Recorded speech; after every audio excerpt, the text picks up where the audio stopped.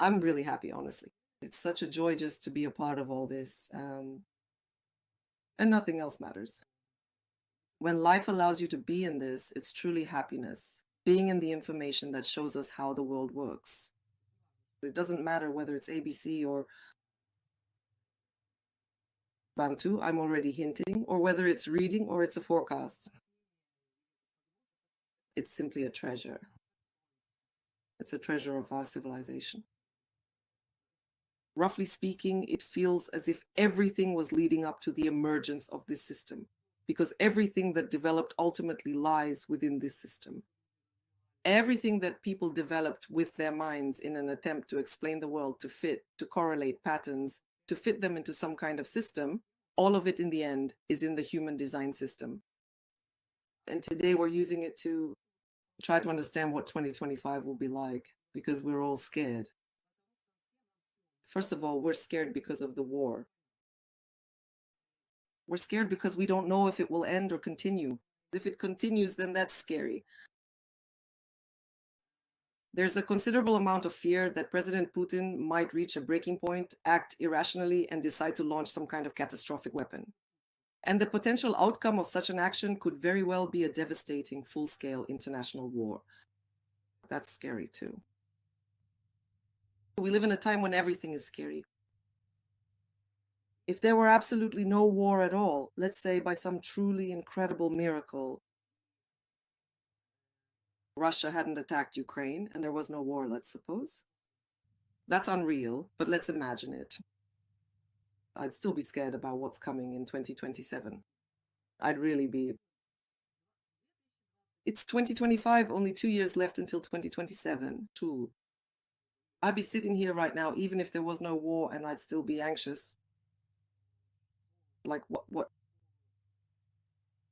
How will it happen? What are the risks? Where is this all going? What should I take? Where should I run?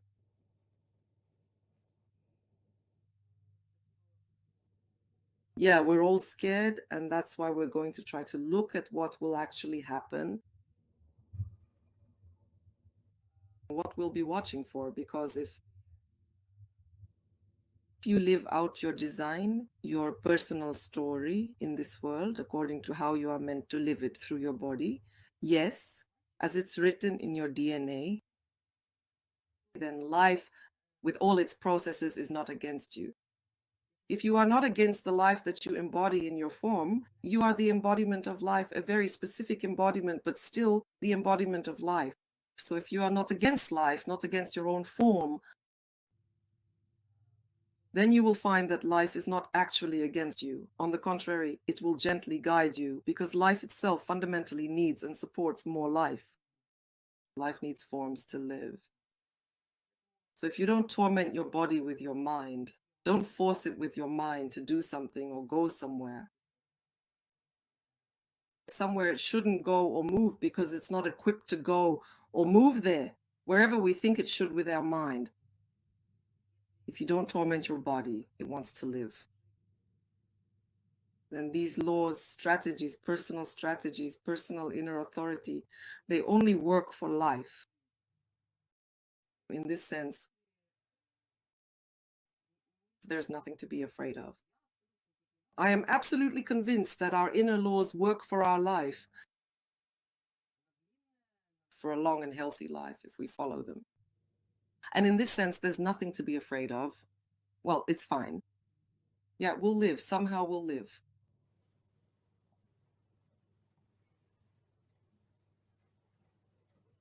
It's really a pity that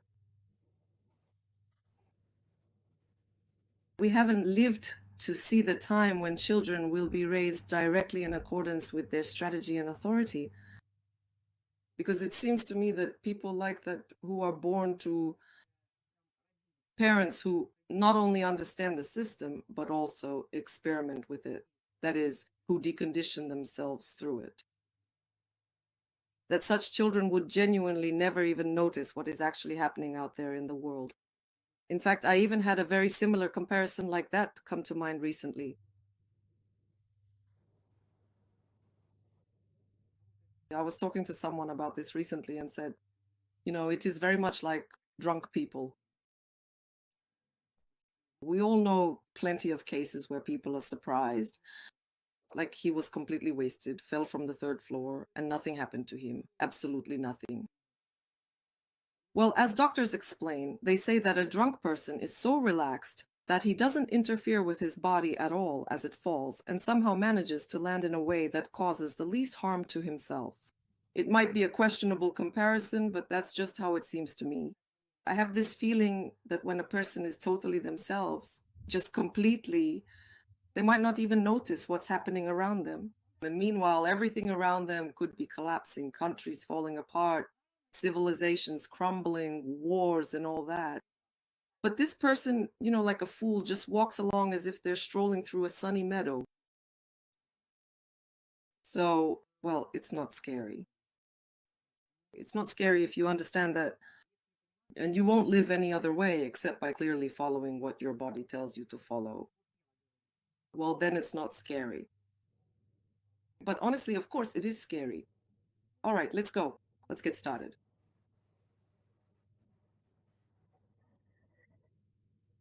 So, to be precise, the current time is now 21:19 and 30 seconds, Universal Time. The brand new year of 2025 has officially arrived, and perhaps the most important thing to say about this new year is the fact that there are now only 2 short years remaining until we reach the year 2027.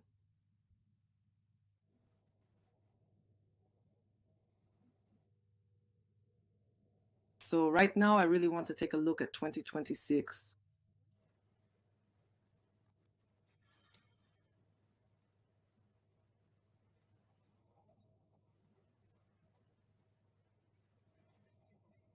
Well, that's cool. Cool. Let me turn on the pointer now.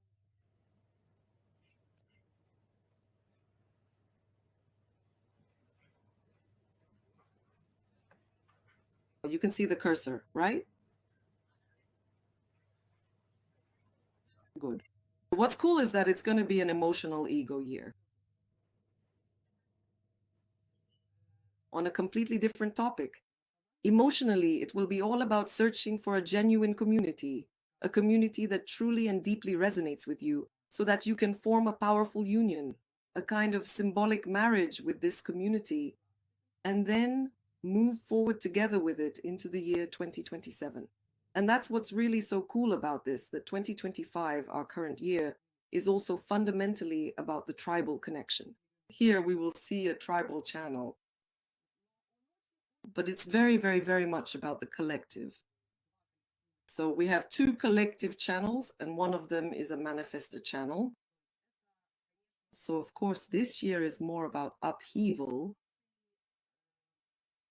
for humanity as a whole. That is about processes within humanity. This is more so than anything else. But the next one, 2026, will be about upheaval within the community. Because it's the last period before 2027. And after 2027, survival will begin. A much more intense kind of survival than what we have now. And the only way to survive will be together as a group. So it will be, we are not seven-centered beings surviving alone. Well, we are not equipped for solo survival. That was very much a seven-centered story. We are nine-centered beings. We partially have the DNA of Raves and the organization of Rave DNA. And Raves are a deeply group-oriented species. And in reality, we are like that too. Although, because we have self-reflective consciousness that sees, here I am alone, and you, who even are you really? I can easily do without you. It's because of this mind that we think we can do things alone. But the logic of understanding this system suggests that we can't. We as nine-centered beings simply can't. And in hard times, we will survive by coming together in groups. We will survive in groups, just like Raves do. Raves will also survive in groups, but for completely different reasons. Because they simply can't live any other way. And we will survive in groups because we will have to survive in groups. I'm showing the year 2027. That's it. That's all. On the one hand, we'll still have the old program. the cross of planning, because this program is until January 22nd, 2027. And the cross of the Sphinx and the completely new era begin on February 15th. So it's kind of cool that the program is still the old one. But of course, things have to connect. They can't just break off abruptly. That's just not how it works. Nothing ever happens suddenly in this world. Never, nothing at all. Even when it seems like it's sudden, there was always some underlying preparation going on. That's why an interesting, very abundant, very rich program. So once again, by embracing the tribal aspect of our community and by following the guidance of the alpha leader, we are establishing a clear direction for the organization that will lead to a much better future for all, and with a sense of anticipation for something new. I don't know, I haven't looked. You have to look into it to somehow to understand this year in more detail. But the year 2028 is already considered the beginning of a brand new era, that is for sure. And for all of us, this brings such a wonderful delight.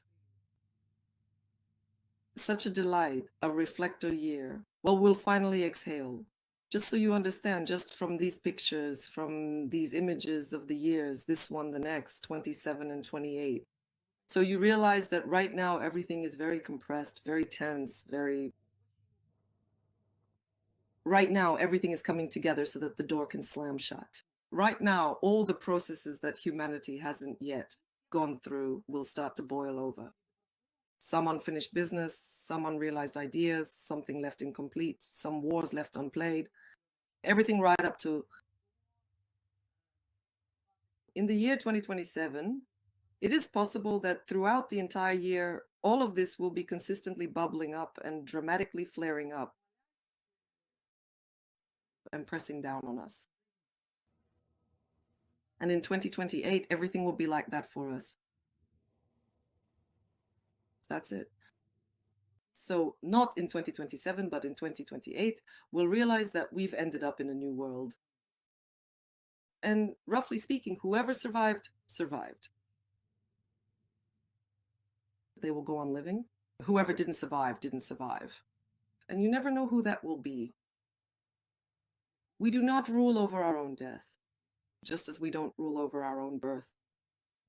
It's not in our hands. So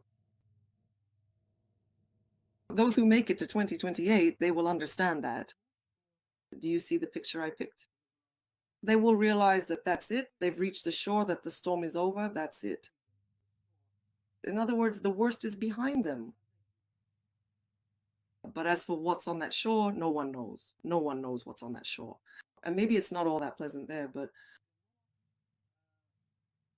they survived the storm, a 9-point storm. That will be the year 2028.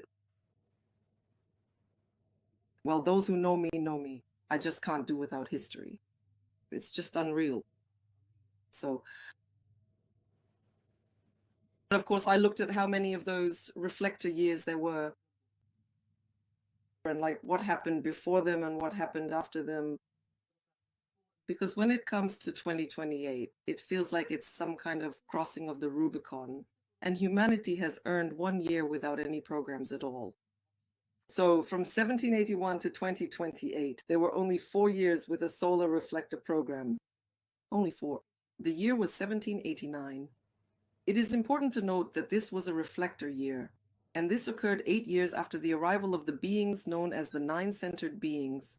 This presents some truly interesting mathematics, speaking of Mark, because what it reveals is that their initial, or what is our first 7-year cycle, is essentially the insertion of a fundamental mutation into an environment that has already been established. It probably wasn't easy. And so in the 8th year after the arrival of the nine-centered beings in the 7-chakra world, the reflector program was established, perhaps so that everyone could rest a little. 1833.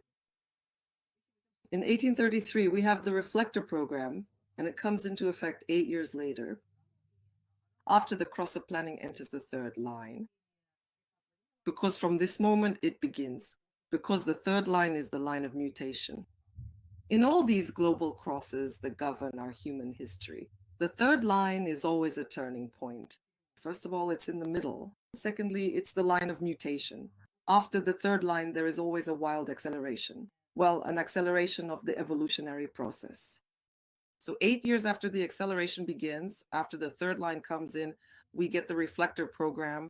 The year 1904, it's important to note, is a full 12 years after the beginning of what is referred to as the second line. This particular period in history brought with it a devastating world war, a truly shocking number of holocausts, and a great many terrible genocides. Indeed, the second line, that was quite a significant and dark chapter for all of humanity, because it also brought widespread and crushing repression on a global scale. The Soviet Union, Bolshevism, and the very beginning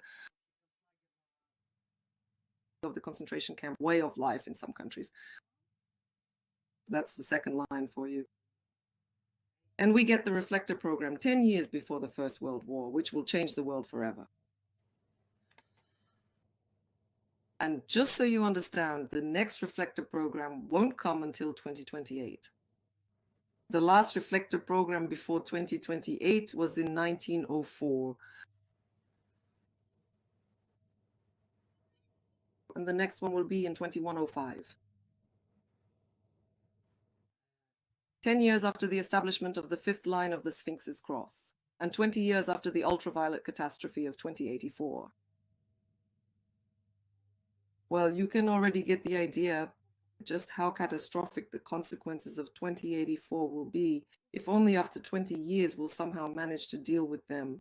As humanity, we'll finally be able to sort out these consequences and maybe get a little rest. But let's get back to our year 2025. Honestly, I don't really know, but for some reason, I just can't get this powerful image out of my head. It's the image of a single ship in the middle of a very, very stormy sea, rocking violently back and forth. And underneath it all, there's always that one lingering question that remains. Will it actually hold up in the end? It will hold up. I gathered a bunch of pictures, not knowing which one to choose for the cover of the 2025 forecast. What I liked about this picture is that everything is unclear, everything is very bad, very frightening, it's dark, there's a storm, and we don't know if we'll survive or not. But these little birds, they're flying somewhere, and you can see them, the sailors can see them. That means land is near. It is, of course, a very challenging and difficult thing to accomplish.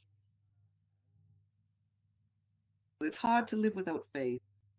Well, it's kind of tough. Tough. Even for the advanced ones, even for those who have been experimenting for a long time.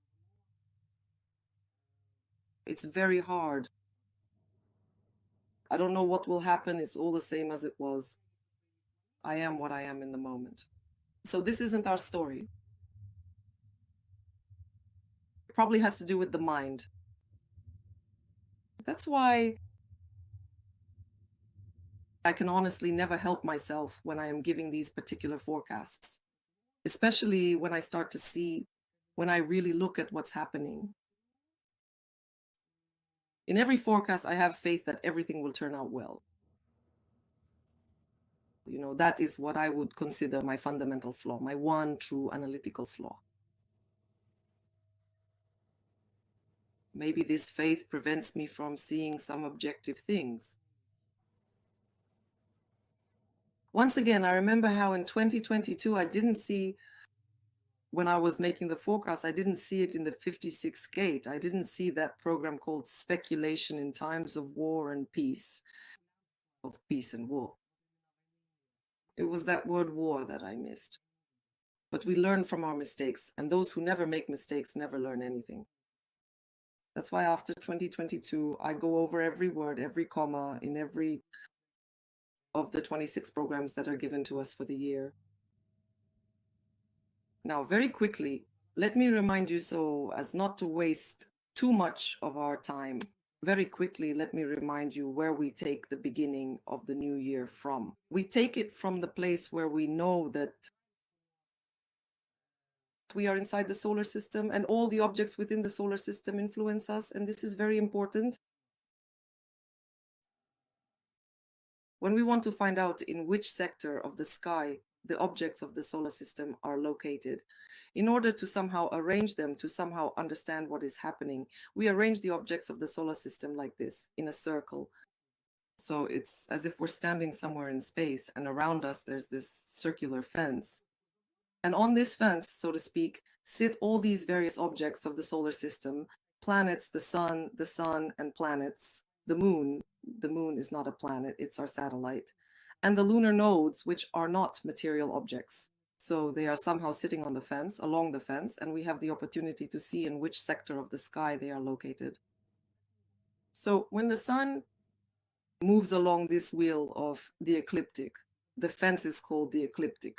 When the sun enters the 41st sector, in quotation marks, because in reality it's the sector of the 41st hexagram, that's when we consider that a new yearly cycle begins. And for 365 days, accordingly, the year, the sun moves along the ecliptic, and when it once again approaches the 41st hexagram to the first line, that's when the next yearly cycle begins.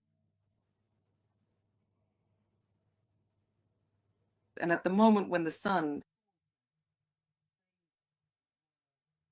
enters this first line of the 41st sector, we immediately look at where all the other planets are positioned on the wheel of the ecliptic.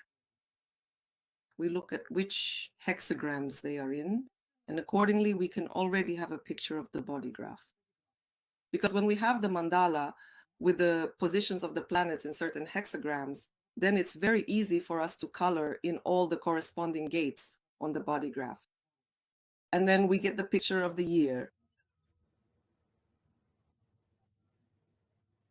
Any annual cycle begins at the moment when the sun enters the 41st hexagram on the wheel, because it corresponds to the only start codon in our DNA, methionine. It's only natural. Everything should begin with a start.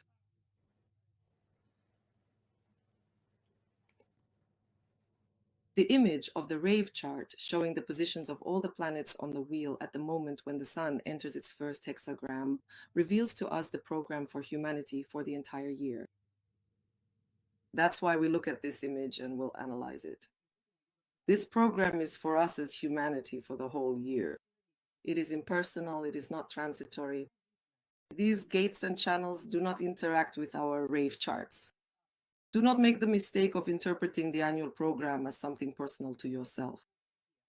This shows what will happen to humanity, to the story of humanity, and what themes humanity will go through. You are together with humanity. If you are a full self, if you make decisions with your mind and think about how you should live, you will go through this together with humanity.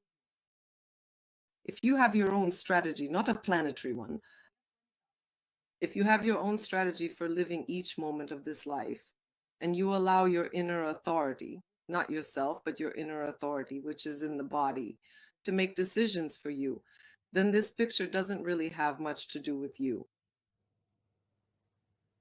This picture simply explains to you what is happening in the world.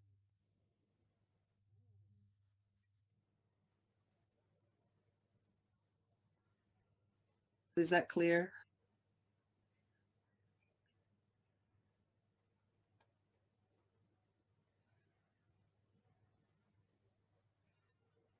Good.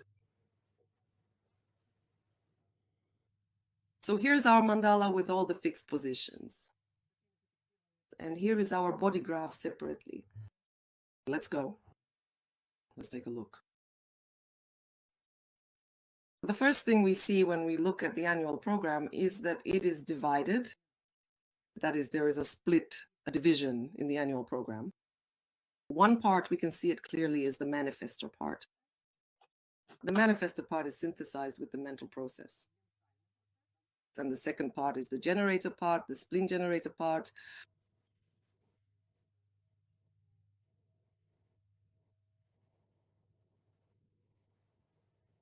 Let's first analyze both parts of the program separately.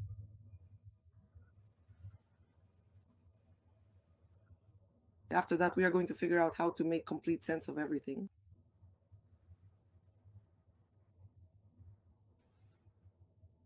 So I can rightfully call 2025 a stormy year, because in this part, which I called the mental manifestor or manifestor mental part, In this part, we have the manifestor channel 35 to 36, and it's also black. Plus, there's a whole bunch of other things going on there.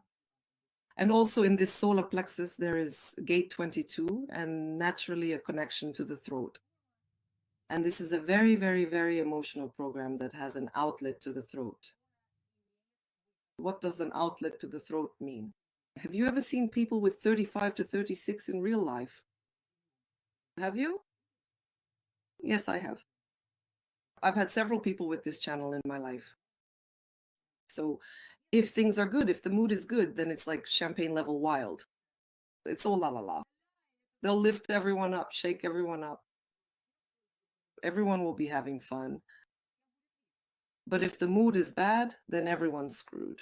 Screwed because that's the theme.